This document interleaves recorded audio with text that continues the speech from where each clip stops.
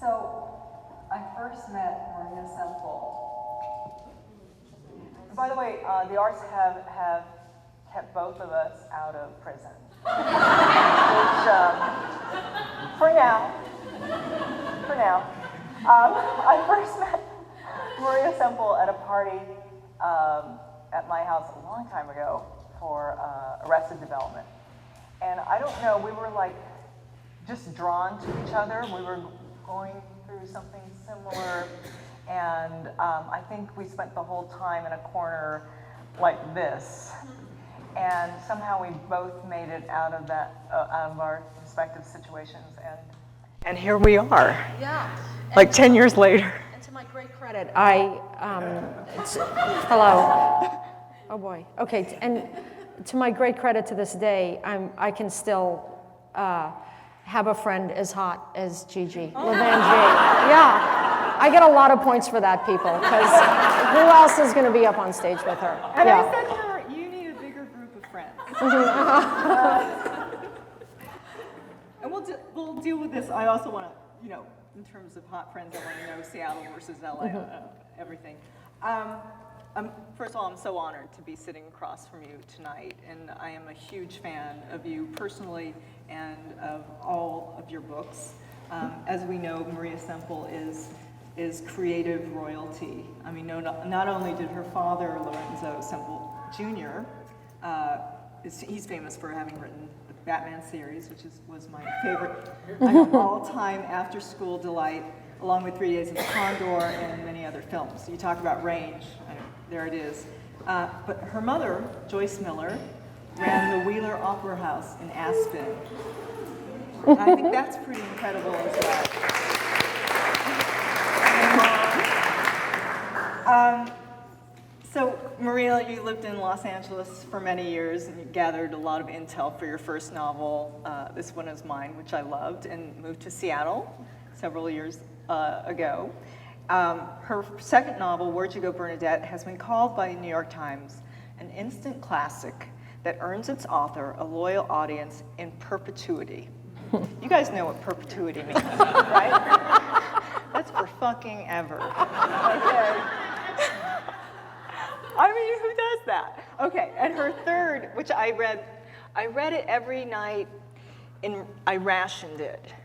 So I savored Today Will Be Different, like you savor chocolate with, a Cabernet with dark chocolate. It was like word morsels. And I can't remember a time when I've been so upset to have my relationship with the main character come to an end. It felt like the end of a budding friendship. Eleanor Flood, her main character, is a woman who has an enviable life with a wonderful son and husband, and yet, today she will try to do better, today will be different. Here she is, trapped in a calamitous 24 hours with a missing husband and a sick child in the midst of something resembling a midlife crisis, or is it just life? The Washington Post called it, and I'll end this in a second, but Eleanor is as sharp and as Semple-esque, she's a word now, as they come, which is to say a delightful danger to herself and others, sympathetic and oh so very smart, rather like the novelist herself. Oh. And that's it, okay. So I want to talk about, do you want to start off reading a passage first, or do you want to just... Let's just talk and let's dive into it. Yeah, let's just dive in. So in all of your 3 books, you deal with motherhood. And the relationship between Eleanor and Timby, her son, is so poignant, it's so three-dimensional and empathic, authentic. Is this based on your relationship with your own daughter at all? Yes, when I did Where'd You Go, Bernadette, it was this kind of, I actually thought of it as a mother-daughter love story. It was this kind of epic tale of unconditional love, of this woman who was a mess, and yet despite that, her daughter saw a lovable person unconditionally. It was this unconditional love between them. And that when I was on tour with Where'd You Go, Bernadette, just there were these lines of people and these women saying, you captured my love for my daughter, and you captured what it's like, what that love is like. And I thought, well, actually, you should see me on most days, because that's not really how it plays out. And so I thought that in response to feeling slightly fraudulent, that I had suggested that was my perfect relationship with my daughter, I thought it would be funnier to do a much more realistic, like almost dogfight between the mother and the son, just this day-long dogfight where they're pushing each other's buttons and manipulating each other. And that, like as in Where'd You Go, Bernadette, Eleanor and Timby don't say "I love you" to each other. It was very important for me that it's love that's not about "I love you, I love you." The closest thing that Eleanor comes to saying is she says to Timby, "You don't need to be wild about me. You just have to like me a little more than you do right now." And which is so motherhood in a nutshell, right? Just like me a little bit, please. That's all I'm asking. Yeah. I love that you show Don't Tell. I mean, that must be one of your big edicts, because that really comes across in your writing. So. Almost filmic. Yes, I think instinctively.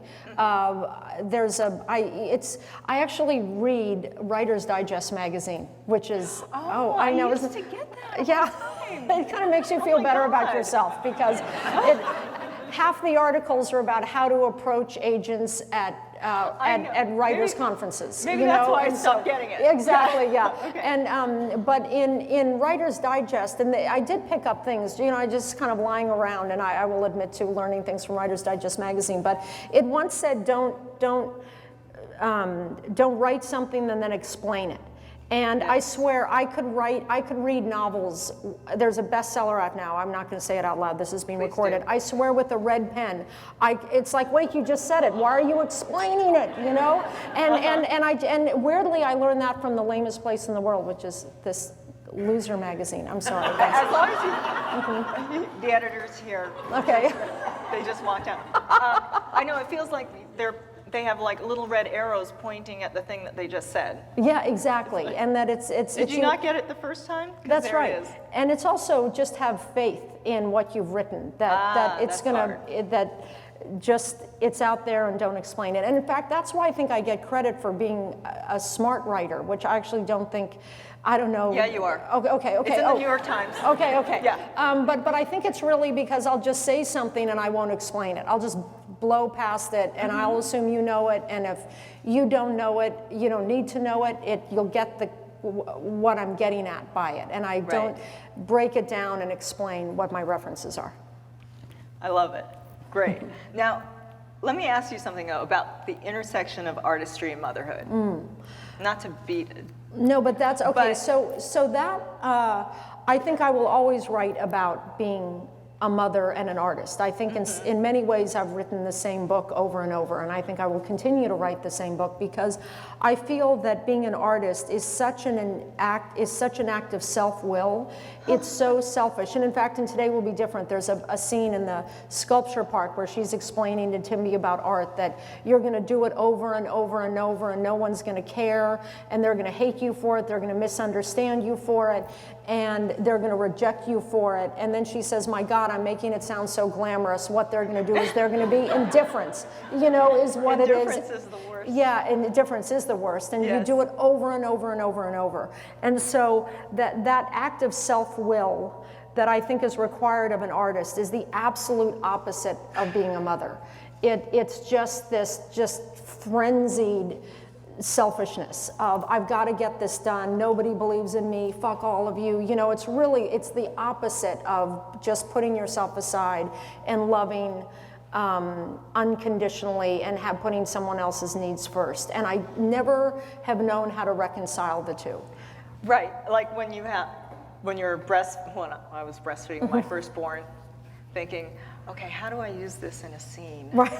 That's true, yeah, exactly. What is wrong with That's right, and Poppy is all over these books. She, so far, is okay about it, but that might change. Does it kind of make you feel like, well, maybe I should have been a painter, because you get that done in, in a couple months. I mean, you can't just paint anywhere, but you can write anywhere. Yes, and it does take much longer to write. I mean, that's Oh the my thing, God, and I think that's why it's that's what's so selfish and scary and unmaternal about it, is that you are writing into this void, and it takes 2 years, and you just don't know if the thing's going to work out. Right. And because there is so little positive reinforcement along the way, it does really feel like you're breaking up. You know, like, why am I doing this? It seems so crazy, because no one's telling me to keep doing it, no one's telling me it's good, no one's telling me that it's going to end up in any place that's productive. You just have to do it, and Right. you're not going to know that for 2 entire They years may not of even neglecting believe your you're kid. writing.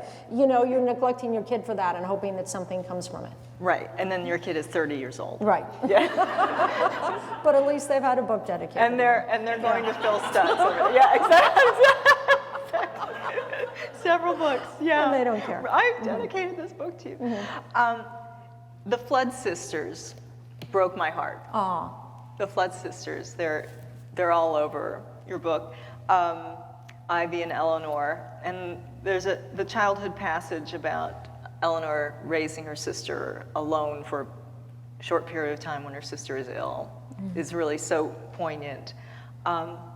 Is this the first time you've used sisters in the novel? I feel like this is the first time I've seen it in your writing. Yes. And it almost feels like it's a love story with these two as well.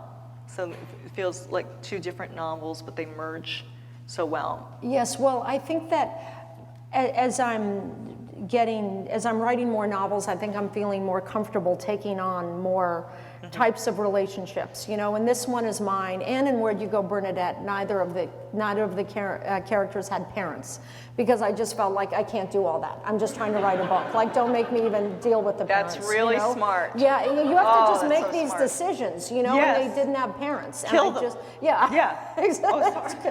Conveniently. No, Mom, we don't want to. We love you. Mom, we love she's you. right here. We Okay. love you. And so it was adult siblings I love, and I just can't even get over how I'm still essentially having just entangled with my brother and sister, and I'm Right. as old as I am, and they're as old as they are, and we're still in these old entanglements. And I knew that in this book I wanted to write about that. Well, it rings so true that I asked you beforehand, is this your sister? Because it just feels like, I almost looked for clues, you know, Google sister, and does she live in New Orleans? Like, is she married to Bucky? Like, it's just so No, great. well, I do have a sister who's nothing like Ivy, who's a very successful shrink in New York. And she has no New Orleans connection, and has nothing to do with that.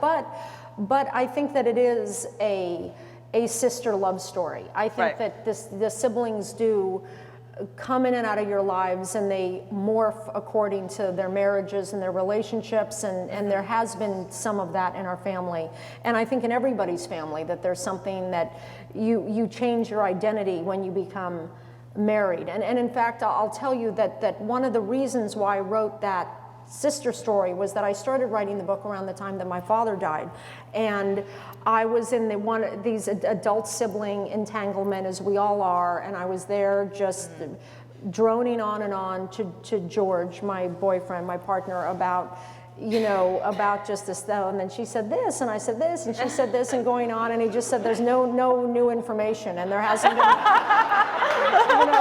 and there hasn't been for 20 years, and stop talking about it, and I said, George, you don't understand, it's my family, and he said, I'm your family. And I was like, ooh, shit, he's right. It was totally a snap moment. And I was like, yeah, I still kind of, in a way, secretly identify more as being a Semple, than being a mother. It never leaves you. Yeah, it never leaves you. I'm 3 out of 4 girls. It never goes my gosh, away. Yeah, sister fights. Eileen Heisler, worked on a show with her. We had a show that was nothing but basically sister fights, sister breaks. It was all so fun. The sister stuff, yeah. Oh, I love it. I know, I love it. It's hard to live through, but I love it.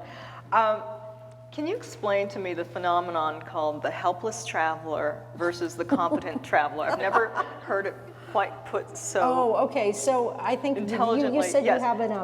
It's page 43, I believe. I'm so glad you love this. Now, Yes. this is something that I've been, You know, I'll slightly explain it by that in my books, you know, I don't have a notebook, and I don't have a lot of notebooks that I go to when I'm writing. You know, are you the kind of writer, do you write down things in notebooks as you go along? Like, no, I know. Wouldn't it be amazing if we did? And what kind of I feel so writers? ashamed now. Yeah, no, I don't either. But no, that's how I feel. I'm not one of those writers, and people, they say, oh, I have all the notebooks, but I never do. But I do think Even if I had them, I wouldn't look at them. I honestly, on a very would practical level, don't understand how, when people have notebooks, I go, so what happens? You're writing a scene and then you have to read through 8,000 pages of notebooks to see if find that something scene. goes in it? Like, I honestly don't understand just how it would work. You've on a done practical just level. fine. Yeah, exactly, I'm fine. But this helpless traveler is something that I remember coming up with when I was going through Europe with a Eurail pass with my sister and our friend Kate Betts. And we had just graduated from Choate, and we were going through Europe, and then I came up with this concept. And I never really thought of it or talked about it, but then when it came to time to write the book, I was like, oh, I have that thing that I was honing in youth hostels all over Europe. There's a phenomenon I call the helpless traveler. If you're traveling with someone who's confident, organized, and decisive, you become the helpless traveler. Are we there yet? My bags are too heavy. My feet are getting blisters. This isn't what I ordered. We've all been that person. But if the person you're traveling with is helpless, then you become the one able to decipher train schedules, spend 5 hours walking on marble museum floors without complaint, order fearlessly from foreign menus, and haggle with crooked cab drivers. Every person has it in him to be either the competent traveler or the helpless traveler. Because Joe is so clear-headed and sharp, I've been able to go through life as the helpless traveler, which now that I think about it, might not be such a good thing. It's a question for Joe. So, I love it. oh, thank you. Talk to me about friendships. Your protagonists, your leads in your 3 books, have few or no friends. And I was wondering about your thought process behind constructing the characters like that.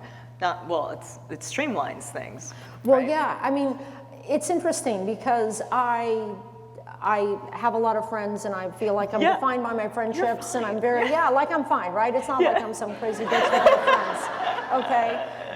And so, but I find that when I'm writing a book, the protagonist, I really want to get her cornered really quickly. I want her to feel trapped. I want her to feel like she's just boxed in. And I think as soon as she can go to a friend for help, it just lets the air out of her situation. Right. I'm trying to get my protagonist to start making some crazy decisions because they're so trapped and helpless. And I feel like if you can have a rational conversation with someone, they can like cool you down and take a breath and and have some perspective. And I want, almost for drama, my characters to lose perspective, you know, because then they start doing some crazy shit that's fun to read, you know. So that's what I'm trying. She started the swearing. I swore I wasn't going to swear tonight, and you're, it's in the first page of my book. And you, if you hadn't started swearing, there would be none of that. I don't even remember swearing. You did. You were the first. That's the benefit. Yeah, it's on tape. You started it. Okay, let's try to dial it back. Okay. Okay. Describe a day as Maria Semple. Do you write at home, coffee shops? Do you like to be surrounded by people or not? You've described, I've read something about your walks. Yes. Your famous walks where everything comes together. And then we'll go into your writing process. But I want to know how you schedule your day in order to be able to create. When I'm writing, which I like to not write for long periods of time, but when I have an idea for a book and I'm writing, what I do is we have an apartment in Seattle, and then down the hall we bought a separate apartment, which is my writing studio. And what I do is I wake up kind of naturally at around 4:30. And so I get out of bed. This is when most people then go back to sleep. But as soon as I wake up and it's like after 3 or maybe 4, if there's a 4 in front of it, I feel like it's okay.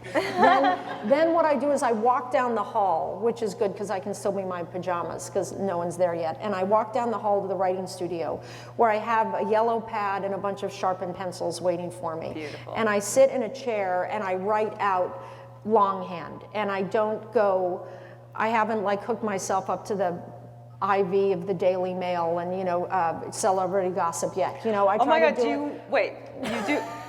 Daily Mail yeah, is that my comes jam. later in the day. It's so horrible. I know, it's so horrible, and it's just, I just love it. But no, Don't I actually, do it. yeah. Don't do it. Yeah, it's so horrible, but what I do is I kind of try to reward myself with the Daily Mail. After I've done, you know, it's like little hits of it, it's like the rabbit in the pellets. This feels like an AA meeting now. Oh yeah, it's so wretched. But so what I do is I write on a yellow pad because I try to almost kind of extend that dream state. And so, you know, and in fact, I'm not planning on doing a lot of readings, but I'll tell you that when I decided it was time to write a new book, I thought, okay, it's time to write. I don't know what's inside me. I like to write from a place of shame and nausea, like a part of me that I don't want people to know. I feel like if I can tap into something that's really deep and rich and that gives me like this awful energy, then I can maybe spend 2 years in a room with it, you know? Oh my God, yes. And so what I did was I went down the hall and thought, I'm just gonna write out what's going on inside of me, what I don't want anyone to know, what's my greatest source of shame. And on that first day, walking down the hall, I wrote what turned out to be the first page of my novel. And so I'll read it out now, and I changed the names to protect the innocent. Today will be different. Today I will be present. Today, anyone I'm speaking to, I will look them in the eye and listen deeply. Today I'll play a board game with Timby. I'll initiate sex with Joe. Today I will take pride in my appearance. I'll shower, get dressed in proper clothes, and only change into yoga clothes for yoga, which today I will actually attend. Today I won't swear. Done. Okay. Today I won't talk about money. There will be an ease about me. My face will be relaxed, its resting place a smile. Today I will radiate calm. Kindness and self-control will abound. Today I will buy local.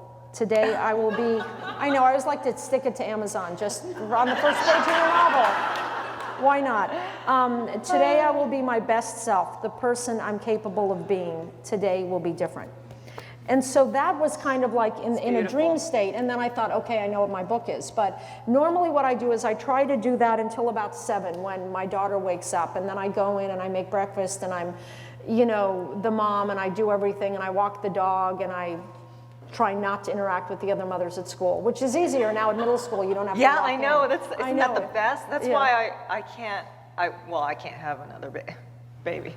But I wouldn't. Yeah, because I don't want to go to I don't want to do the elementary the anxiety school is thing. just, it's too much to deal with. It's too much. Yeah, so in middle school, you don't even have to deal with the parents. Right. Yeah, and then I come back, and usually what's on the yellow pad at that point, I write on the computer, and I do that until 12 o'clock with the yoga class that either happens or just, the Daily Mail is too good. I've already seen like 65 pictures of Mick Jagger's daughter's wedding. I think I need to see about 40 more. So beautiful. I know, those were really good. I really looked at every single one of those pictures. There were no such thing as enough of those. Yeah. So I love that. So you get everything done basically by the afternoon. Yeah, by the afternoon, because then I'm tired, and then I watch like MSNBC forever and just drool basically. Okay. Yeah. Understood. Or what I do, there's a thing, if it's not yoga class, I will say, it's a walk. Because what I feel happens is I feel like you write, and then one of our yoga teachers, Lisa, is here, and what I feel like is I write, and then the walk is kind of the shavasana. You know, they tell you in yoga, which I think is kind of BS. See, I didn't swear, I just did the initials. Is that shavasana is like the most important pose, which they always say that after you've killed yourself. Yeah. Elder abuse. Yeah. Yeah, you've killed yourself, and then it's like, oh, This is the best part. This is the most important part. This is all you have to do, lying on your back, yeah. And so, but I feel like that what they say is that's where the yoga practice kind of, you embody it. And I feel that when I write, then I'll go on a walk, or a yoga class does it for me too, but like an hour walk, and that's where actually the really good ideas come from, is then I'm not listening to music. Again, a thing in Writer's Digest, they said no writer who's self-respecting, some person did, maybe, I don't know who it was, but said that no self-respecting writer should ever be having earbuds in, and it scared me. And I just thought, oh my God. We're not supposed to do that? No, you're not supposed to, because it means you're not observing the world, that you're not like present in the world and taking in the world. And I live north of Montana. I don't want to observe the world. So then I don't know. You rethink How many it. Teslas do I need to observe? That's true. You just want to go into your music. No, but I don't listen to music. I don't listen to podcasts or any of that stuff, but I sit there and I space out, and then like lines of dialogue will come to me. Or and in fact, it's the sculpture park that I write about in the book where Eleanor goes. And that I mean, not that anyone would be interested, but if anyone is, believe me, I'd love to take you on a tour of like, it was here that I thought of that line, and that tree was what I was looking at when I came up with They're that. going to give those tours. Oh, in a few years, they'll be doing the Maria Semple tour of where the inspiration points on my walk tours. And so I feel like the walks are very important, because I think it's like a catch and release, a catch and release. You know, I think you have to work really hard and try to contain it. And then you have to also let go and just see what kind of happens. And where did you come to this kind of philosophy, this way of working and writing? Did this happen? Was this something someone talked to you about, like to get up that early? Is that just your normal wake up time? No, it's not. I mean, I've never considered myself an early person, but I found that you just get work done, and I'm just too tired at night. By that point, I've just let it all go. I've just eaten too much chocolate, and I hate myself, and it's like then all this other thing kicks in at night, and then I'm starting to feel bad about myself. In the morning, I'm still like a baby. I'm no good past 10 o'clock. I'm like the beginner's mind. It hasn't really all occurred to me what's really going on with me in my life. So that's where I think that's a better state to do it. And I don't know, it just kind of works for me, so I do it. It sounds great, actually. I wake up at 6, but that's not early enough. Writing process. I read in an interview that you like to work small, so you work on a micro level. Can you talk about what that means before you move to the big picture? You work on the details. Well, yeah, I mean, I think what it is that all I'm interested really is, and in fact, in the yellow pad is what I really do is see, because I'm a TV writer more than anything, I think, and I really am proud of that. I feel like, first, I'm a comedy writer. My peeps are here, right? We're comedy writers.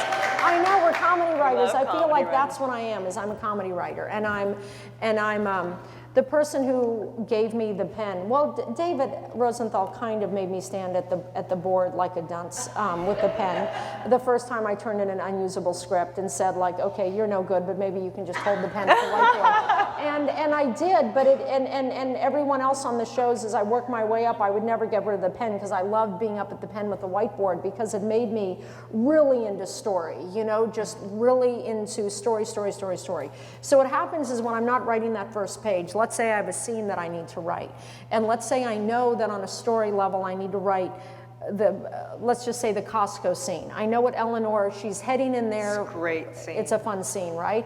And she's heading in there with an agenda, and she has a purpose in that scene, and I know what it is. And these are why I go back to the whiteboard. I really literally have a whiteboard and I beat it out on the board, and I think she has to.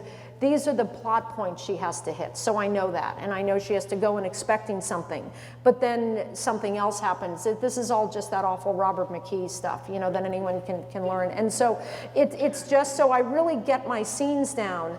But really what I do is in the mornings, if I know I have the Costco scene, I'm not exactly worried about the plot, because I think I know what I'm doing, is then in my dream state, I just start writing details about Costco. I just start thinking of what... I love the mashup of high and low. Yeah, the mashup of... description. Yeah. And the thing that I think is hilarious and no one thinks is funny is her observation, that that all the produce you buy has a lot of seeds in it, like has way too many seeds in it. Okay, we got a little left, but not a lot. Okay, so but I think that's but that's the kind of thing I'd write down, and I'd be like, cucumbers with disgusting seeds, lemons with too many seeds. Steak fish. Yeah, I love steak fish. Okay, that was George's line. He would kill me if I said that. But George, that was George. George gave me steak fish. My boyfriend did. He's yeah. Oh my God. I know, it was so funny. I called it something else. He gave me a little twist for steak fish, and I love that. It's great. And then he got very proprietary about steak fish, because then he'd seen that I'd hyphenated it, and he's like, steak fish is not hyphenated. And I was like, oh my God, excuse me, king of steak fish. He like got really mad in the like page proofs when he saw that it was like, what idiots hyphenated this? I was like, I have no idea what idiot would have hyphenated steak fish. Yeah, but so what I do is I come up with like all the details I can think of, and I really try to get small, that nothing's too small. And what I feel like is my job as a reader, as a writer, is to kind of beat the reader into submission in terms of believing what I've written, and the way that your instrument is details. Like, I really feel strongly about that my weapon is details. And I will detail you, I will put enough details in that you can picture it, that you believe that it happened. And so I feel like that's my It really weapon. comes through. You're there you. in the scene in Costco with poor Alonzo. Yeah. And selling a poet. An adjunct professor. Yeah, so sad. We love Alonzo. Yeah. I have a real Alonzo. Yeah. Do you? Yeah, I have a real private poetry teacher, Ed Skoog. He's a really celebrated poet, and he's my private poetry teacher. And then everyone needs a private poetry teacher. I know. Come on, we're all privileged. We can all come on. Let's just move in. Yeah. What are we talking? It's not that exactly. expensive. Come on. It's really not. How much could it cost? It really. It's true. I pay him $50 for 2 hours. And I buy him breakfast. It's really everyone can have their own poet. It's really not that extreme, right? It's really not that much. But Ed, it was funny because Ed. It's like a skateboard or something. It is, yeah, it's nothing. It's like a babysitter, Yeah. It's like, and so Ed, and sometimes it goes into 3 hours. I mean, I'm telling you, it's not like he charges by the hour. But so he's just a flat fee. And so, but then once I actually forgot to pay him, and he was very nice about it, which is what that comes up in the book. But so what happened? So Ed, so I said, look, I really want to write about our poetry lesson, and I really want to write about you, but I've kind of given you this ignoble sort of life. And he said, I'm happy to see whatever you'll do with Alonzo Wren. I named him Alonzo Wren, and he said, I approve of the name and go for it. So he's a big fan, and he's very happy to be Alonzo Wren. I'm so glad, because I love him, and I love the names that you've chosen for your characters. I love that name too, yeah. Your names, do you spend a lot of time on the names? Yes. Yes. No, it's such torture, my names are, and it might not seem, but you do too, right? Yeah, I mean, of course. No, it's crazy. Yeah. No, but it's like you don't want names that are too long or too short. If there is a long one, you don't want two people in and then contact you have to match them in a way that makes sense, so you can't have, like you've said, a Mark and a Mike. Exactly, that type of thing, or really long, weird E's. names, or two Y's on the end, Like yes. Once I had Timby, I was. That's it. You can't I have was messed an up. IE. I'm not going to use a bad word. Yeah. Once I used Timby as the son, which I love that name, then it's great. And the way you come up with Timby. Oh, right. That he's named. iPhone. That he's named by an iPhone. Accidentally autocorrect. Yeah. And that was a real thing where. I mean, that's such an amazing detail. Well, and see, that was the thing that happened where it really was the early days of the iPhone. When is that I was texting someone whose daughter's name was Maisie. And I was saying, oh, can we have a play date with Maisie? And it auto-corrected to Maudie. Who's ever heard of the word Maudie, the name? And I was saying, oh my God, George, if we have another kid, she's being named Maudie because it's so cute. And he said, but then an iPhone would have named our daughter. I was like, we'll deal with that later. So this is the day that Timby, it's like, confronts her about, wait, you let an iPhone name me. Like he's, I love it. Yeah, so that was a little thing from real life that I just threw in. Now, let me ask notebook you. necessary. Speaking of distractions and all, we were talking about the Daily Mail, social media. Social media and the writer. You have taken sabbaticals from social media before, and then you kind of come back. I know. Well, you dip your it's toe book in. promotion. I know. I mean, yeah. What do you? How do you handle social media? I know that you just promote basically. Yeah, I mean, which is whorish, and I shouldn't say that because I want all No, the you have. world buds. it's on But you social have media. to. Yeah, no, but yeah. You have to, but I think it's so smart to not do it too much. I think it's a huge time suck, as everybody knows. And what's your feeling on that? Well, I feel worse than a time suck. What it is it's putting you in this very sped up approval cycle, which is the opposite of what a novel is. Like going back to what I was saying earlier, you have to really be down with not getting feedback for 2 years. And a lot of people just can't take it. They can't handle it. And so I really just, if people say they can't handle it, I just say find another job. Like then really you are not cut out for this, because there is true faith required. And I never even understood what faith meant until it was just, really until writing, which is that you just do something and you don't know how, but somehow it's going to pay off in some way. And that's what faith novels, is. Yeah. You just have no idea. And so with social media, I feel like it's just bad for your brain, and it gets you in just this positive reinforcement cycle, or this external praise cycle. And I think that I don't think your brain can work both ways. I think you have to renounce that. I think that's part of writing a novel, is you have to. Phil Stutz, am I in the house or what? My shrink is here. He loves what I'm saying. I know. He's like, Phil, man, it's really all him. By the way, we also bonded over Phil Stutz. We both have the same shrink who's here, and I feel like we're actually doing pretty good that we're not having some demented, like, love me more Phil, right? I feel like it could have really gone crazy having our shrink in the audience, but it actually worked out well. Yeah, we could have like really lost it. I'm third born. Okay. I'll take whatever I get. But so I feel like, that you need to renounce that immediate gratification. And I think in just as an artist, I think it's necessary, and you have to make a stand. And people, oh my God, I mean, I hope that they're not writers here in the audience who are like that, but are like, sometimes you're on Twitter and you're like, Tweeps, what's the name of what's a good name for a restaurant? And you're just like, seriously, that's how you're writing your novel? Like, I can't even believe it. That this is really what people do on Twitter. I mean, it shocks me. It's so gross. But so I just let's just say I have a different philosophy, that I think you can't be hoping that every X amount of seconds you get a hit.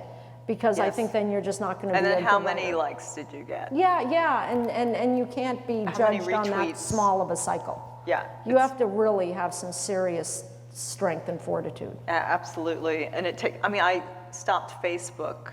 I got off about 1.5 years ago. And thank God, because of the election cycle. Oh, I know. Okay, so speaking of the election, as a writer, are you kind of thrilled that it's so insane? Well, it's so insane, and it's so fast, and just so much. It's like, it's like the Family Guy of elections. It's just so fast, and all this crazy shit is happening. I'm like old school. I like things going slower. So it's just there's too much. It is. I've certainly checked out by now. Every day, it's something, and people are so angry on Twitter. Yeah, well, it's also, another thing about social media, it's these echo chambers, which also I think don't do anything good for you as an artist or even as a person. It's just at least to me, you're just around everyone with like-minded beliefs, and then it's just preaching to the converted, and everyone feels like they get points for doing that. The whole thing is just freaks me out, so I try to stay away. Now, Seattle versus Los Angeles. Okay, if Seattle and LA had a debate, who would win? And does Seattle have Botox yet? They definitely do not have Botox. No, they don't have anything. They don't have hair dye. I'm telling you. Yeah. So LA would win because LA wants it more. LA. Yeah.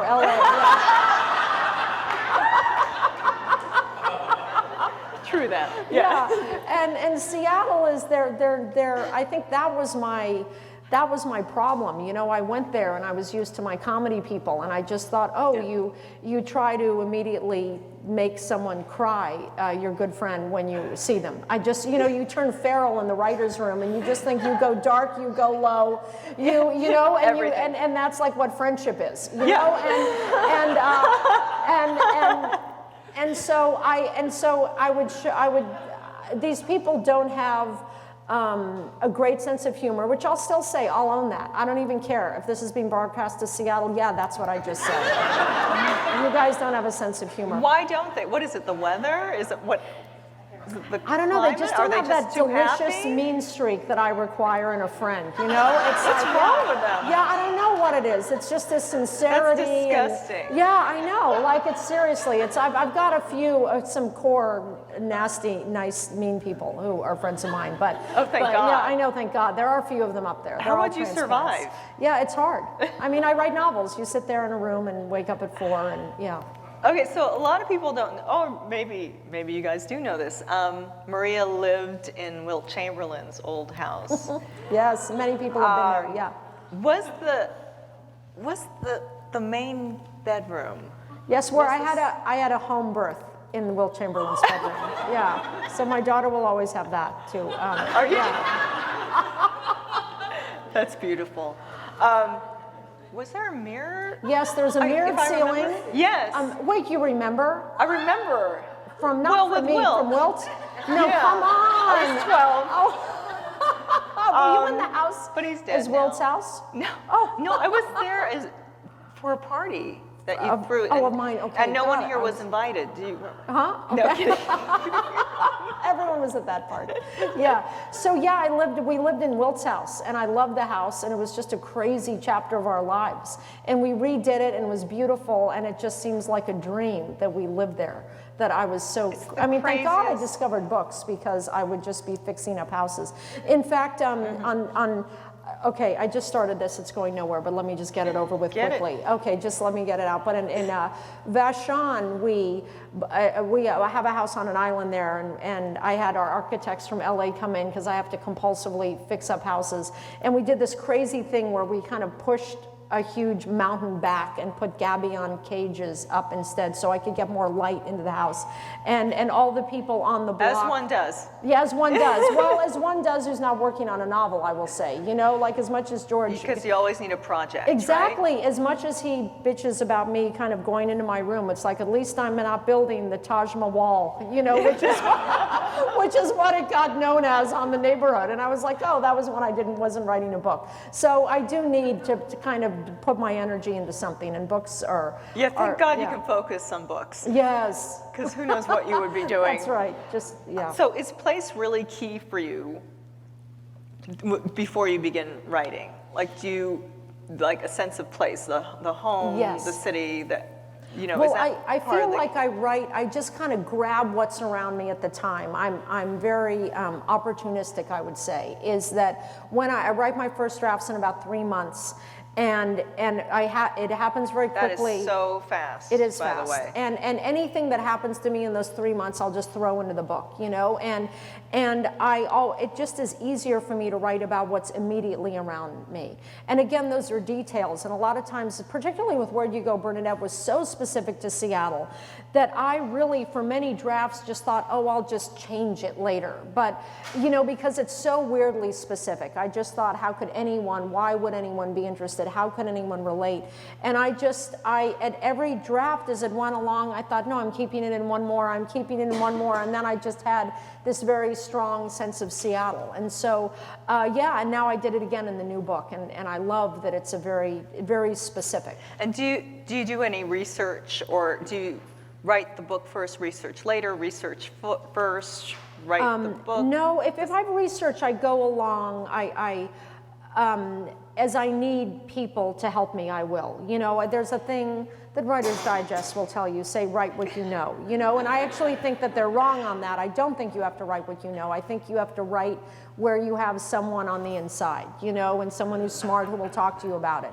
And Right. so I have, in the new book, there's a Seahawks doctor, and so I have a friend who's a Seahawks That's doctor, great. which I thought was really Great interesting, role, just yeah. like how cool a Seahawks doctor. And so I thought, I'll make the husband a Seahawks doctor because I can ask Kevin when it comes time what needs to be done. But when I realized it would be a Seahawks doctor, I And a took Kevin out to hand lunch. surgeon. Yeah, and a hand surgeon, so that's what he is. And so we started talking about it, and without my first meeting with him, I would have thought he only works for the Seahawks. But he said, no, that's not how it works. You have your practice, and then you're also a team doctor. And he just starts kind of laying it out for me. And then I usually do all my writing, and then I go back, you know, and I did that with Microsoft, for instance. I had one friend on the inside of Microsoft with Where You Go, Bernadette. With an architect, I had my architect, Paul Lubowicki, who did, you know, we love him, don't we, Sue? I know, exactly, Paul. And so, so Paul helped me a lot with the architecture stuff and Where You Go, Bernadette. So I feel like I don't want to really badger my friends too badly to just like say, help me, I'm helpless, I need you to help me with my novel. You know, I try to have one conversation, do a draft of it, do research just to get them off the hook, you know, the stuff that I can look up on the internet, you know, and then I'll go back to them and make sure that all the details are exactly right. Fantastic, good. Because the details are amazing. And you dealt, now TED Talks, you dealt with TED Talks. And yeah, because we go to the TED conference. Yeah.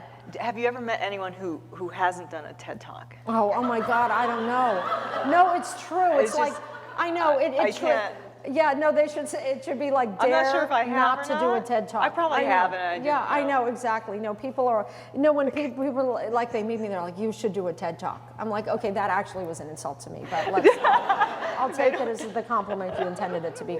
Come on. Yeah. So, describe living with a writer. What quality does a person most need to live with a writer? Well, George Meyer, my boyfriend and a brilliant comedy writer, well, first of all, he gets it, you know, he gets it. And he's, you know, I'll tell you, no matter what we're going through, we will drop everything for the other if there's a writing problem, you know, and it really is, no matter how in a tizzy one of us might be, like, or even if we're fighting, or if there's just something, the minute it's you know, I'm having trouble with the story, it's just, it all goes away because we're there for each other, you know. And so what I do is I do my writing, and George, I mean, it's almost like this definition of tragedy where we kind of fundamentally don't like each other's stuff, which is so sad. Yeah, is that I think his stuff is like very meta. Yeah, his stuff is like very meta and kind of angry, and mine is like very observational. And so in a way, a lot of times we'll find that we don't, you know, fundamentally connect, but if it's his thing, I'll say, I don't get it, but it's your thing. If it's my thing, he says, I don't get it, but it's your thing. But then what I can do is just walk into his office and say, I need a joke here. I need, like, or even more than that, is I need to talk out a scene with you. And then at this point, he knows that he doesn't even have to listen. I need him to like look at me, but he can be thinking about something else. And that's what I say. I say, just think about something else, but look at me, because otherwise I'll just hate you that I came in here for a problem. But so you just, it's a rewrite thing, a rewrite room thing, again, from comedy. So he's like a dog, like I have an English bulldog. Yes, people do it with their dogs. They talk through, I've heard that they do it with Although my fiance is here, and he's very good at listening. I know, it'd be nice to talk about that. I just like looking at him. I know. So yeah, so George is great, and he really believes in me more than, I mean, anybody, you know, and he is so proud of me and so there for me, and really, you know, and I think we both really respect that the other is onto something. You know, he always says to me, you're onto something, run with it. And I say, you're onto something, run with it.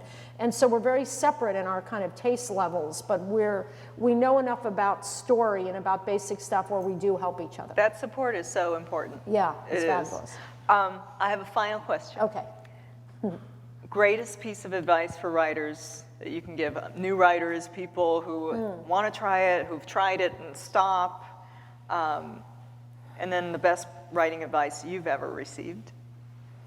Well, I'll tell you the thing that I write by. You know, I have a thing I write by. Writer's Digest again. Yeah, no, this is so not Writer's Digest. This is when George and I were living in LA, and he wrote this play called Up Your Gigi that we did at the Court Theater. There are many Up Your Gigi fans here. Oh my God. So he did monologues and acted in it, and I produced it.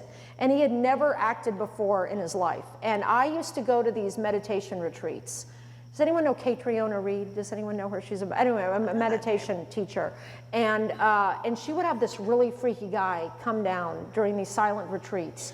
And only one time a day, for 10 days, we would be able to talk, and it was this guy named Scott Kelman, who was an acting teacher, a really old school acting teacher. And he reminded me of like Roy Scheider and all that jazz, like incredibly sexy, oh my God, and gravelly voiced and amazing. And he would come and do the work. It was called the work, you know, and I just liked him, and I thought, God, George is about to perform for the first time. I'm going to go call Scott Kelman and have him come to work with George, right? And that some of the actors in the cast, they said, wait, you don't just give acting advice. You don't just have somebody give acting advice the day before they're about to go on stage.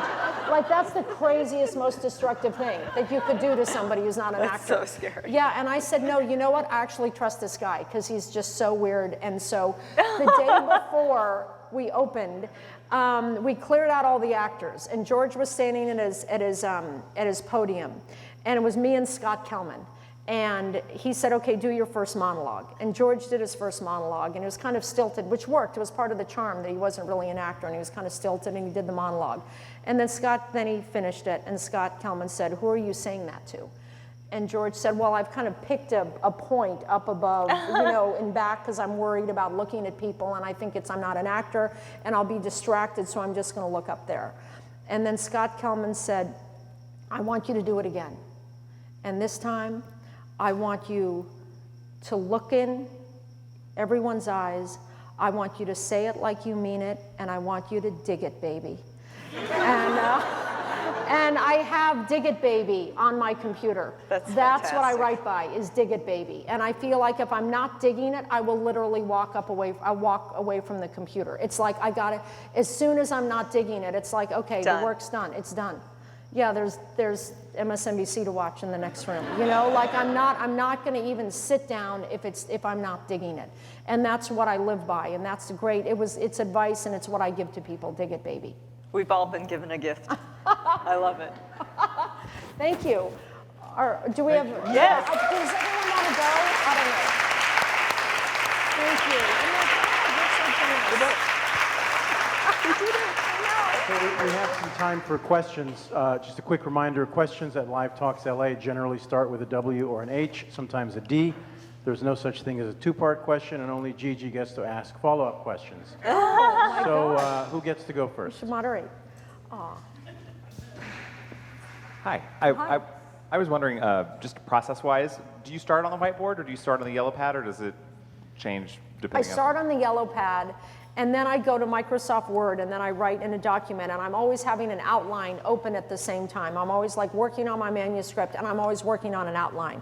And so I'll always, because if I work and there's like an interesting detail that I feel like I want to pay off, that like, oh, this is a weird thing that, you know, and it's I bare bones outlining, and then I let like weird stuff happen in the scene, you know, of like, where is it going to go? And then I write it. And if something like really interesting or a character or some strange, something happens that I'm not expecting, then what I'll do is I will just make a note, like this needs to come back, or I need to pay this off, or there's some potential for this to be lurking somewhere, like I like this. I mean, an example, and it's now kind of everyone's favorite thing I've ever written, is that BlackBerry scene in Where'd You Go, Bernadette, is that as soon as I wrote that first email, I just needed like a neighbor fight to start. And it was like, hey neighbor, your blackberries are coming under my fence. I just thought, oh man, no good is gonna come of those blackberries. No. You know? And I was just like, hey, pay off the blackberries. You know, as I knew that there was something spooky about it. And so a lot of times what happens is it's really, I'd say, maybe halfway through the first draft, or when I'm trying to wrestle the thing into what is this thing, then I'll start doing whiteboards of the story, you know, and like in Today Will Be Different, there's the trick, you know, and then Cracked Actor and the Flood Girls, and so that's I think 6 parts of it, and that's really what I was doing on the whiteboard, was just the chunks, and I would go through it, and next to it I would just write where Eleanor is, and is it whole, does it feel like it's flipping. You know, what I like to do is everything needs to kind of flip, you know, that it needs to be go from happy to sad, sad to happy. You need to make sure there's enough dynamism from kind of piece to piece. And so I'm always, you know, I can send you the picture of my whiteboard for today will be different because I take pictures of it along the way. Because Poppy then will just erase it and then, yeah, and so I take pictures of it, but I'll send you a picture of my whiteboard. Okay. We all want that picture. Okay. Hi, I'm Maggie. Can you tell a little bit about the inspiration for the illustrations in this book? Yes, so this book, I wanted, because I'm always going to write about an artist mother, I thought that it would be fun and visual if she was a fine artist. And I started to describe the pictures, and my eyes just started glazing over as I was writing them, because I feel like I'm the type of person that if you describe art to me, I'm never able to picture it. It's just, I can't do it, no matter, and I felt like, why don't I just, again, show, not tell? And so, so my friends here, Maya and Wally and Lita, all knew a lovely guy named Eric Anderson, who's a really wonderful illustrator, who I'd seen stuff of Eric's at their house, and I thought, oh, I've always liked his stuff, and I'd seen it around, and it was really cute. And so I hired Eric to do it with me, and it was a combination of childhood photographs of mine, because it's Aspen in the 70s where I grew up, and it was very specific. So those are my childhood photographs, but if there's anyone who's more like tweaking out on period detail than Eric Anderson, I have not found them. And so that was only the beginning. You know, he was really going into hairstyles, and I mean, every single thing he was getting right. So I just found a dream collaborator in him. And it was just ended up being fun. It almost felt like I was being like a showrunner again, you know, telling him what I needed and giving him direction. And it was really fun, the back and forth we had, and I love what we came up with. And we're friends, so look at that. We survived. Yes, we both adore each other. That's perfect. Yeah. Anybody else? Okay, yes. What made you pick a good old boy from New Orleans? Oh, the question. Okay. What made you pick a good old boy from New Orleans? Oh, that's it. Okay, so in the book there's a whole New Orleans section, Yes. and Bucky is just the most delicious character from New Orleans. She's so and, fun. Yeah, he's so awesome. Is Bucky and the New Orleans thing came because I wanted to create a world that had its own really freaky set of rules that my heroine wasn't able to navigate, right? Just the feeling of you walk into a room and like, wait, what did I say? I wanted this character to really be on her heels, you know, from something, and then have it have very, very bad repercussions, you know, the little microtransaction that blows up. And so I wanted to create a world, and it was a friend. I do have friends, and they help me with my books. And it's a friend of mine in New York, Barbara Heller, who's from New Orleans, and I had actually asked her about it. She's Jewish and lives in New Orleans, and she would tell me, okay, so you know, okay, so she would tell me about this world of her New Orleans, and I started saying, oh, maybe that can be my world of New Orleans. And she said, no, it's just my mother and some friends, and they're not that interesting. You actually should do real New Orleans, which I actually didn't know about. And so what I did is I'd never been to New Orleans, and I went down there for 3 days. And the first day I was there, I stayed in a hotel on Bourbon Street because I didn't know that you don't stay in hotels. Yeah, I didn't know that you don't go and stay at a hotel on Bourbon Street, but I did. And I walked out, and the first day there, I just wrote the Bourbon Street description, which is it's like my favorite writing that I've done, is that description of Bourbon Street. And that was just truly, it was someone from Seattle going there for the first time. And I thought there's only one time I can see New Orleans for the first time, and let me just get it down, you know, while I can. And then I have a lot of friends who introduced me to big New Orleans society families, and I went there and asked them for details, and they loved the book because it's not that mean about them. It's one like bad actor within the one bad actor within the society, which I felt like these people were nice and invited me into their homes and all this stuff, and so I felt like I was able. And in fact, Eleanor loves the society. She can't believe how polite and lovely they all are. It's just this one bad egg. Quite comfortable. A little too comfortable. Yes, just drunk and yes, absorbed into a very comfortable couch. Yeah, so with beautiful wallpaper. You know, so she loves it. But it was. I wanted to move there after reading that. Oh my gosh, it's too hot. You know that. Oh yeah. That's okay, true. you can't move there. Forget it. Yeah. Any more? Oh, they're afraid of us. Okay, we've got one there. Okay, thank you. Mine's sort of a two-part question. One is, what? That's okay, I'll allow you Oh, to. you said that? Sorry. No, you can must. just I'll answer allow it. one. I'll allow it. I guess how much of you is Bernadette and how much of you is Eleanor? And I guess the second part is, it's interesting that you write about women who've had really successful careers in their past and then have sort of, I guess, grown into motherhood. I was or gonna been say in had babies, let's just call them Yeah, what it let's is. just- Exactly. Had babies and then just sort of had this idea of what it is to be successful in the past and then just sort of maybe reaching for something in the present. But how do you sort of wrestle with that as like a successful novelist and writer in the present as a woman and a mother? Right, well, so definitely, I'm not gonna sit here and be coy.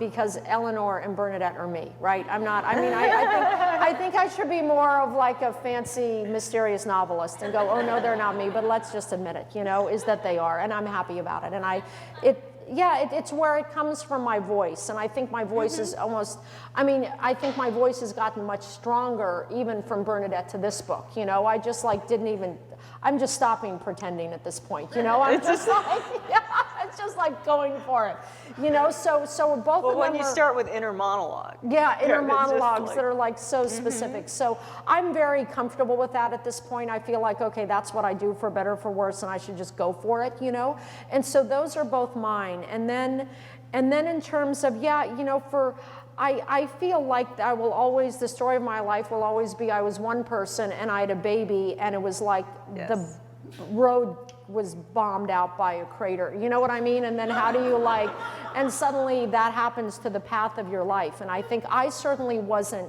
prepared for what it would be to motherhood would do, and I think in the beginning I didn't, and I think all my books will be that I feel bad Neither that was I, my ex-husband. I'm kidding. Exactly. No, that's the thing of what it does to you and what it does to your marriage and what it does. The whole thing, and I feel like still very raw from it, and I feel like I'll never figure it out. I don't know the answer. And all of my books, I think, will always be about that. In Where You Go, Bernadette, there's something where the husband says to her, what happened to you? What happened to you? And he says, I reach over and touch your elbows because you have pointy elbows, and sometimes at night I just check to make sure that it's really you and those are really your pointed elbows, because I don't even recognize the person you've become.